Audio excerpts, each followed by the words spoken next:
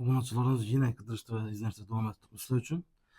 Bugungi lokatsiyamizga keladigan bo'lsak, bir zo'r Motion lokatsiyadan. Ya'ni Urganch shahar Cho'lqamotorning 7 etajli domini bilasizlar-ku.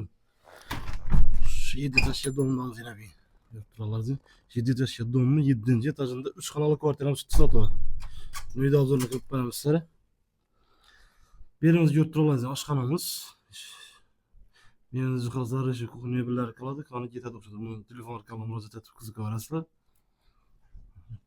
Bir an taraf girip geliş bırakatımız. Bir yanımızdan zalımız alaşkan girişimiz buna.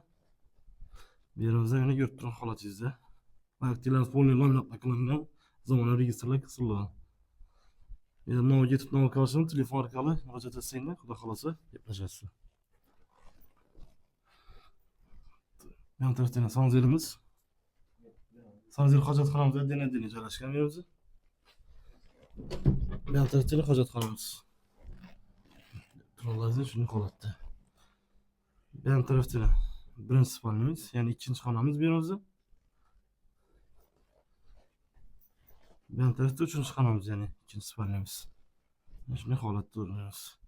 Narx-navolar bilan telefon nomerlarini ekranga chiqarib qo'yamiz. Kimda qiziqtirsa, shu ekranda nomerlarni o'chirib turaverasizlar.